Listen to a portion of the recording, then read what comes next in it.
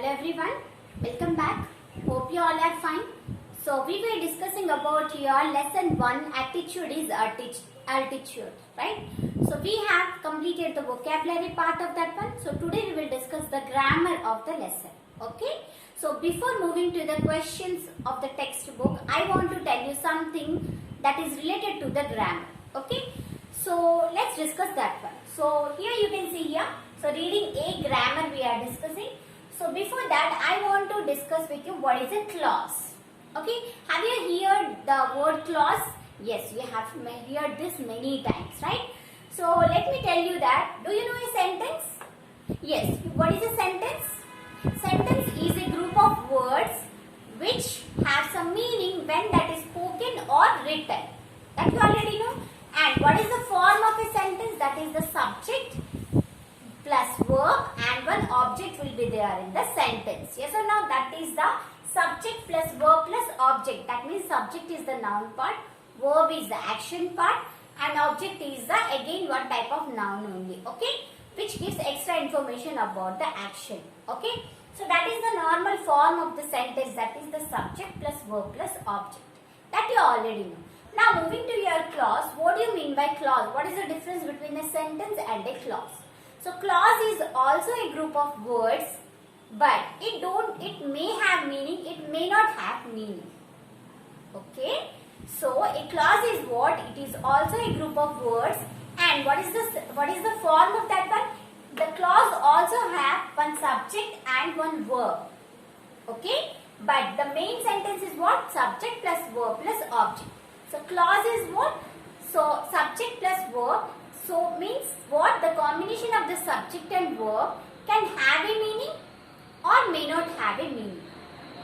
Okay? So here you can see. So clause is what? That one.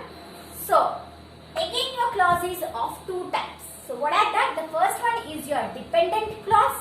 Second one is your independent clause. Okay? So what do you mean by dependent and independent clause? Let me tell you. So first I will tell you about the independent clause.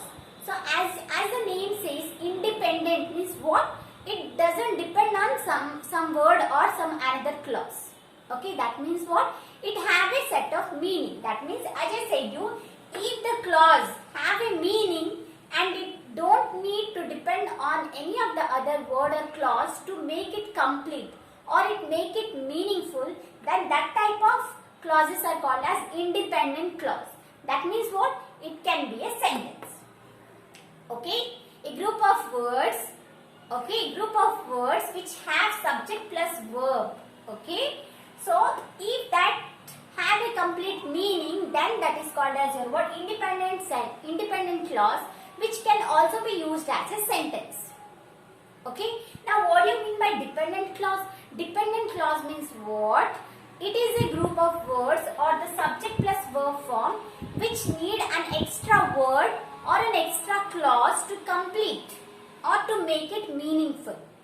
Okay? So, dependent, the name itself says that it depends on another word or another clause. Hope you understood about this one. So, here you have, in this lesson, you have about only relative clause. So, today I am only stick to the particular topics relative clause. I am not going to other types. So, only you just remember that clause is the group of words which may have meaning, which may not have meaning.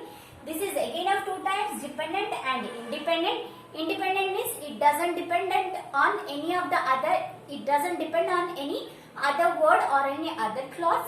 Dependent means what? It depends on another clause or any another word to complete itself. Okay? So you just remember that one. Now moving to that one which you have in this lesson, that is your relative clause. Okay? So relative clause means what? So relative clause means what? It starts with a relative pronoun. Do you know a pronoun? Yes, pronouns are the replacing words for nouns. Right? Yes, already you know the pronoun chart and everything. Right? So pronouns means what? So relative pronoun. So your relative clause starts with a relative pronoun. And that is dependent only. Okay? Dependent. So here relative clause are what? Dependent clauses only. So see here relative clause starts with a relative pronoun. So this is very important, relative pronoun. Now, already you know about pronoun. So, what is the relative pronoun? So, relative pronoun means what? A pronoun which relates to a person, or it is a pronoun which relates to a place, or it relates to a thing. Okay. So, what are that? Your, who, whom, which, where, whose are called as relative pronouns. Okay. So, what is relative pronoun? Relative pronoun means what? Who, whom, which, where, whose are called as your relative pronoun. Why? See here, who is related to what? If I say that the boy who is wearing red shirt. So here, who is what? Relates or refers to a boy. So person, right? So it relates to a person. Similarly, if I say that the book which I read, so which refers to a thing, right? So when we are using the words like who, which, like sentences like this, that are called as your what? Relative pronouns. Okay? Hope this is clear. I will give you examples to make it more clearer. So see here, who, whom, which. So who, whom refers to or relates to a person, which relates to a thing, right? So where relates to a place. Already you know that. Whose again relates to a person. Okay? So hope this one is clear to you about the relative pronoun.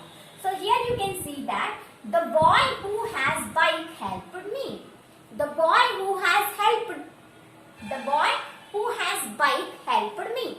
So who is what? The word who is the relative pronoun which what tells about the person here, right? So that's why who is used as a relative pronoun.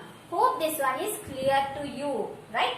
So, again moving back to our topic, that is relative clause. So, relative clause means what? The clause which starts with a relative pronoun is called as your relative clause. Okay, that means what? In this sentence you can see the boy. The boy is the subject, right? So, this part, who has bike helped me, is a relative clause. Why?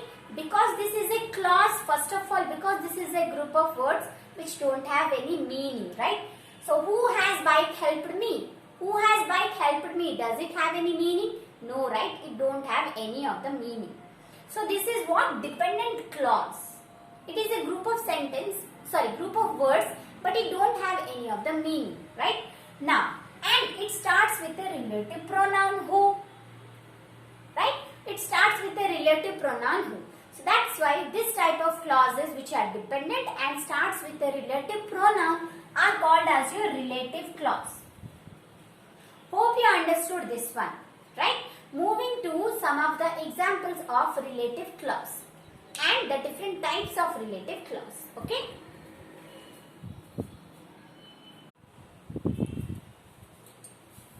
So, I think that this is clear to you. Relative clause means what? It starts with a relative pronoun like who, whom, which, whose, where, like this, right? So, here you can see that relative clause is again divided into two types. Okay, what are that? So, listen carefully because based on this only you have the questions. Okay, so see here.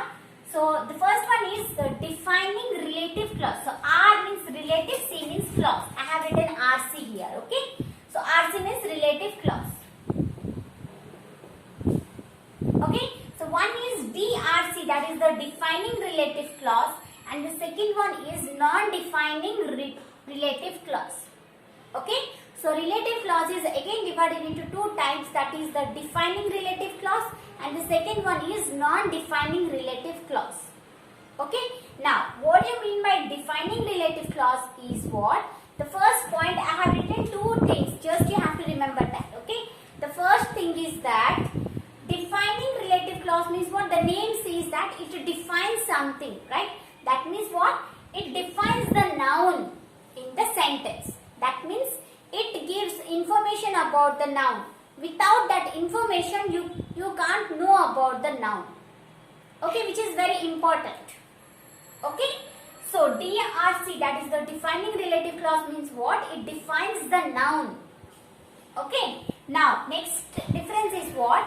Before using your defining relative clause, we don't use any commas.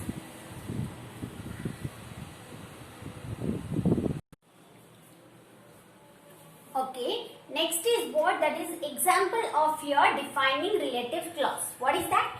You can see here, the boy who is wearing red shirt is my brother. So in this sentence, the boy who is wearing red shirt is my brother. So here you can see, if the information is not there, that means who. So from here the relative clause is starting. So it starts with relative pronoun.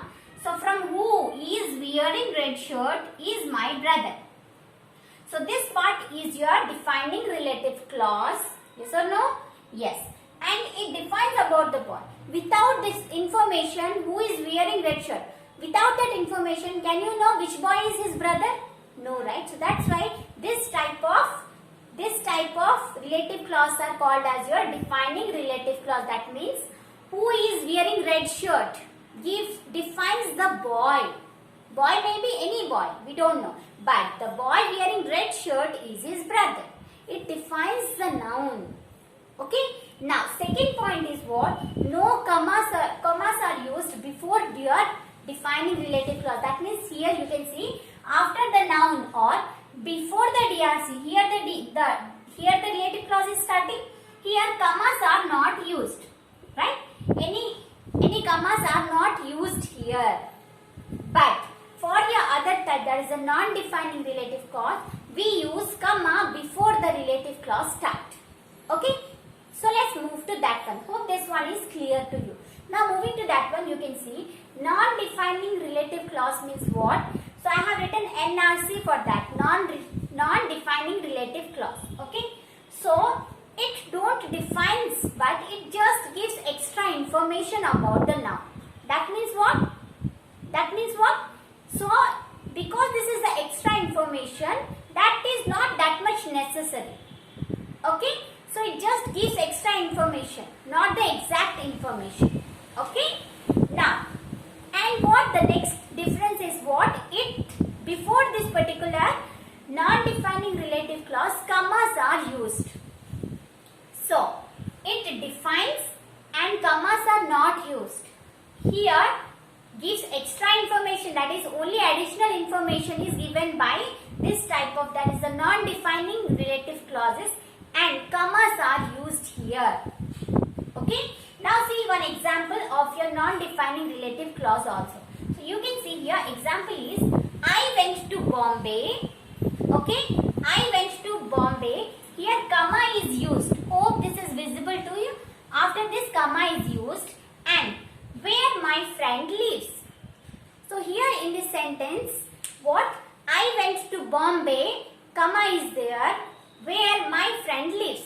So already the place is already given, that is Bombay, right? But his friend lives there, that is the extra information given, yes or no?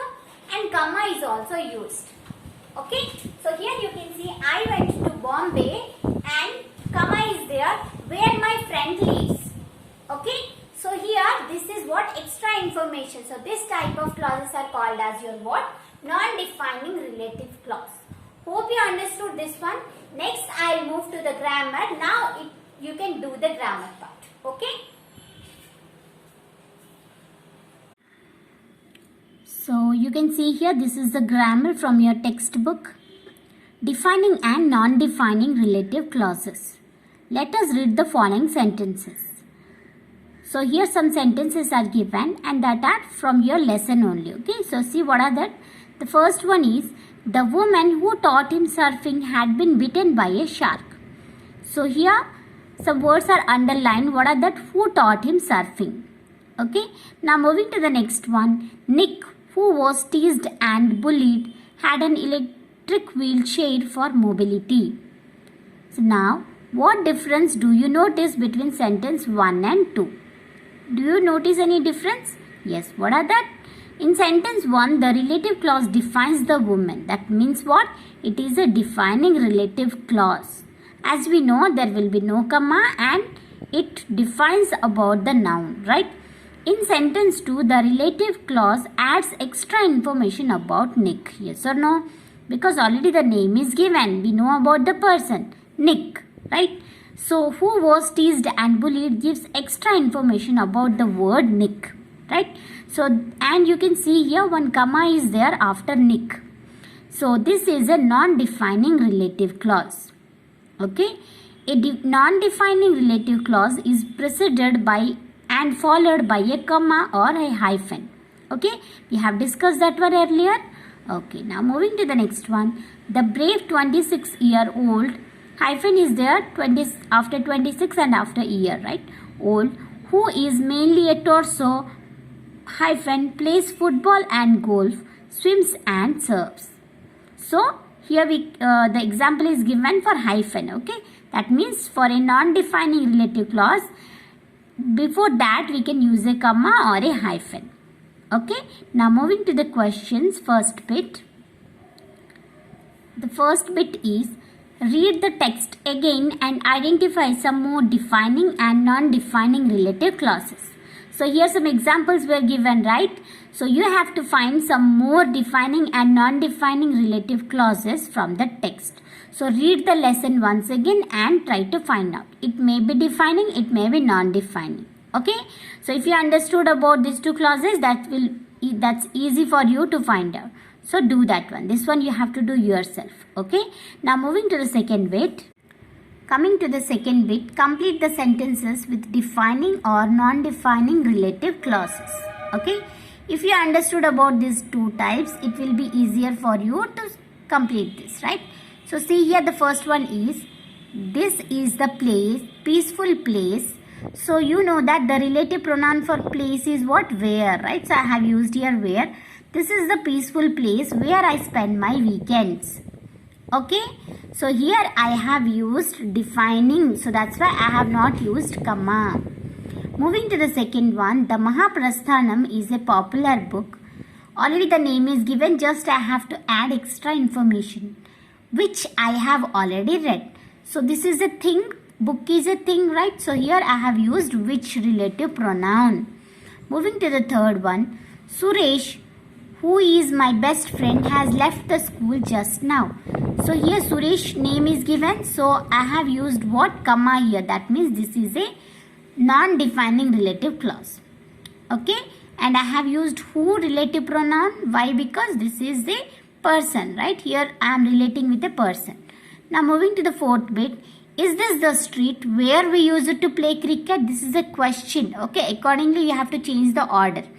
So is this the street where we use it to play cricket? So is this a street? So street is a place, right? So that's why where I have used. Okay, where we use it to play cricket. Now the last one is the express, which was delayed, had just arrived. So here this is a what? Defining. Why? Because the express, any of the express it can be, right? The express which was delayed had just arrived. So hope you have understood this one. So with this your grammar is over. Next we will move to the writing part. That you have to do yourself. Just I'll help you and you have to complete the writing part of this lesson.